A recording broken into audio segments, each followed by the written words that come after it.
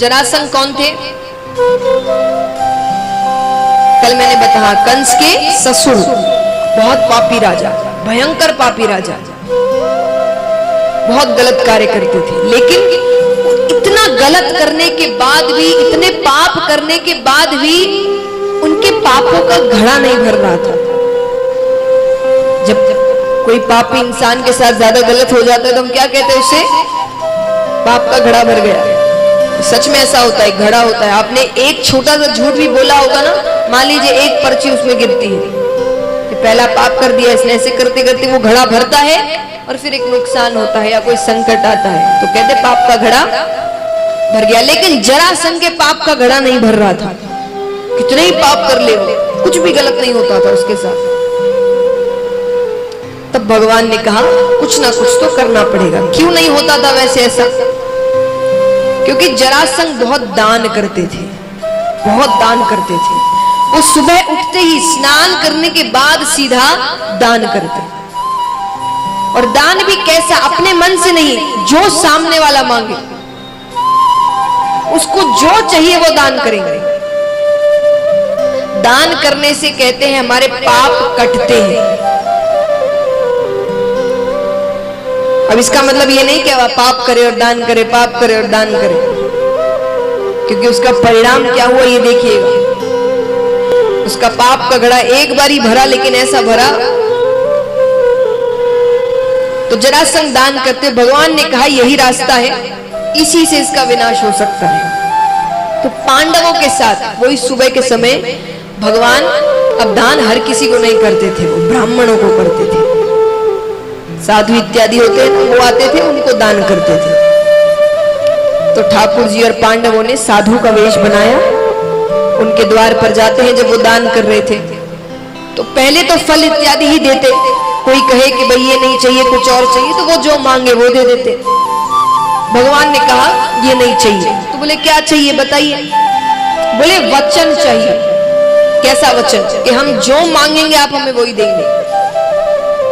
जरासंध ने कहा वचन की कोई जरूरत नहीं है, तुम्हें जो मांगना है मांगो, मैं सब कुछ देने को तैयार हूं। बोले नहीं वचन दीजिए। जरासंध ने कहा वचन का क्या करोगे?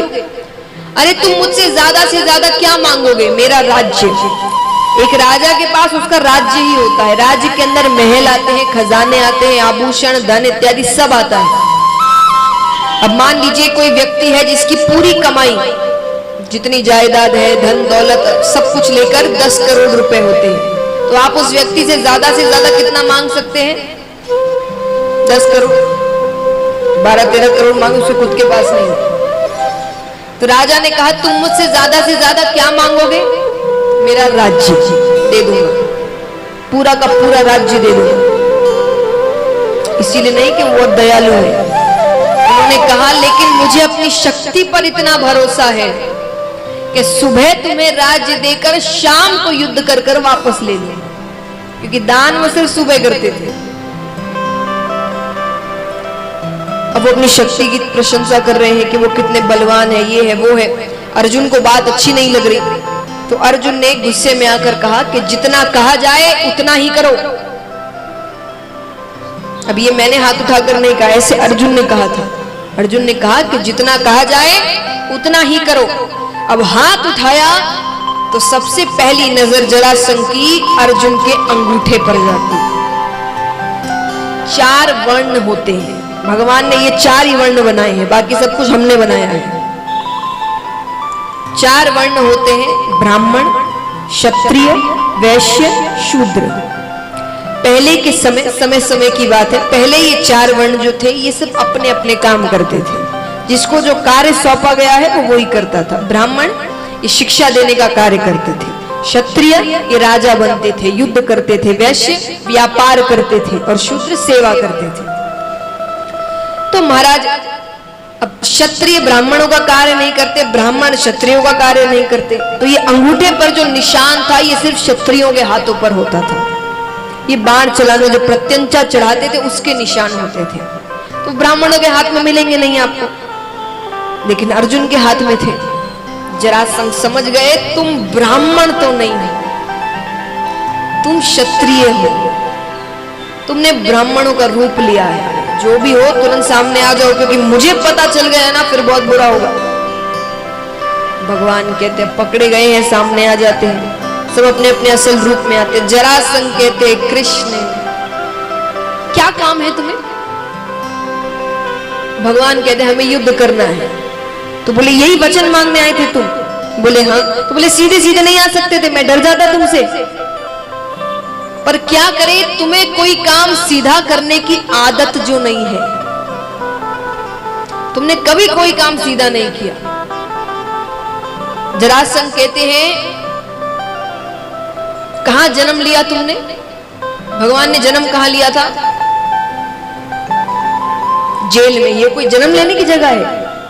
भगवान बने फिरते हो कि तुम भगवान का अवतार हो। अरे कुछ भी लीला करते, तुम्हारे बगल में तो महल था, कुछ भी लीला करते कि देवकी माता को कुछ देर के लिए महल आना पड़ता, महल में जन्म ले लेते। पर तुमने जेल के अंदर जन्म लिया।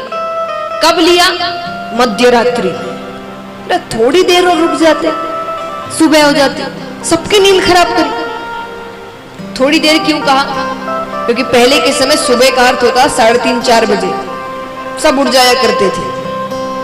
आज के समय की सुबह नहीं।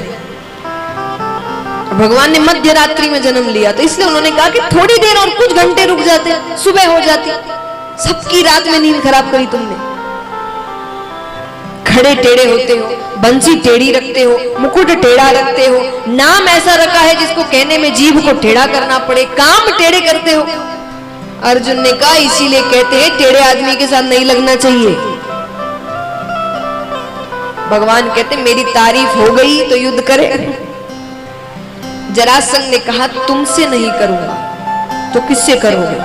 भीम से करूंगा, क्योंकि भीम के अलावा मुझे एक भी ऐसा नहीं दिख रहा जो मेरे सामने खड़े रहने लायक है।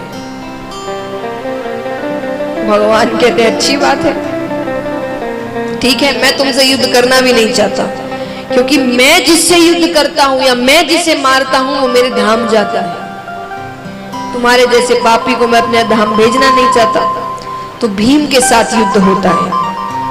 अब युद्ध चल रहा है, 27 दिनों तक युद्ध चलता है, क्योंकि सूर्य अस्त के बाद युद्ध नहीं हो रहा। युद्ध भी कौन सा? मल्ल युद्ध, हाथों से। 27वें दिन भगवान ने कहा कल मुझ पर थोड़ा ध्यान रखना, मैं कुछ इशारे करूंगा तुम्हें, क्योंकि ऐसे तो ये नहीं मरने वाला। क्यों नहीं मरने वाला? छोटी सी कथा है। वृहदवीत नामक एक राजा थे जिनकी 2 रानियां थी, एक भी संतान नहीं। कुछ संत उनके राज्य में आते हैं, उनकी बहुत सेवा करते हैं। संतों को पता चलता है कि राजा के कोई संतान नहीं है। अब संतों को नहीं पता कि इसकी 2 रानियां हैं। उन्होंने एक फल दिया कि जाकर अपनी पत्नी को खिला देना। वो घर जाते हैं, पत्नियों से कहा कि फल खा लेना। दोनों ने आधे आधे फल खा लिए। अब दोनों को पुत्र होते हैं आधे आधे, यानी एक ही पुत्र हुआ, लेकिन आधा हिस्सा एक को होता है और आधा हिस्सा एक को, यानी मृत बालक हुए, जीवित नहीं थे वो। रात्रि में होते हैं। राजा ने सोचा अगर ये राज्य प्रजा को पता चल गया, प्रजा डर जाएगी कि हमारा राजा अच्छा नहीं है, इसलिए भगवान ने शायद दंड दिया है, या ये किस पाप का दंड मिला है इनको। राजा डर जाते हैं। तो रात उन्होंने वो 2 हिस्से जंगल में फेंक दिए। जंगल में जरा नामक एक राक्षसी थी, उसने वो 2 हिस्सों को पकड़ा और वो जी जी करके चिल्लाने लगी। जी माने प्राण होते हैं। और जी जी करते करते उसने दोनों हिस्सों को जोड़ दिया। जोड़ते ही उसमें प्राण आ गया। इसीलिए नाम पड़ा जरासंध, यानी जरा नामक राक्षसी ने 2 हिस्सों का संघ किया तो नाम पड़ा जरासंध। अब इसका अर्थ क्या हुआ कि बीच का हिस्सा कमजोर है, बाकी कहीं भी कुछ भी करो उस व्यक्ति को कुछ भी नहीं होने वाला, किसी चीज का असर नहीं होने वाला, बीच का हिस्सा कमजोर है। तो भगवान ने कहा कल मुझ पे ध्यान रखना, मैं कुछ इशारे करूंगा, ठीक है। युद्ध आरंभ होता है। अब भीम भूल गए कि भगवान की ओर देखना है, शाम होने वाली है। तो भगवान भीम का ध्यान अपने ओर आकर्षित करने के लिए जोर से चिल्ला रहे हैं, अहो भीम, अहो भीम, यानी क्या दाव खेला है, क्या दाव मारा है, क्या पकड़ा है, क्या भीम सोच रही है सारे दाव तो भगवान पहले भी जीत चुके हैं, इतनी प्रशंसा। फिर याद आता है अपनी ओर देखने को कहा था मुझे। भीम भगवान की ओर देखते हैं, भगवान ने नीचे से एक टहनी उठाई, उसको बीच से पकड़कर चीर दिया। भीम, अब देखिए हर चीज ना ध्यान से देखना और ध्यान से सुनना। ये जल्दबाजी में जब हम रहते हैं ना, ठीक से सुना नहीं, आधी बात सुनी, काम बिगड़ते हैं। अब भीम ने इतना भगवान को देखा और तुरंत मुंह घुमा लिया।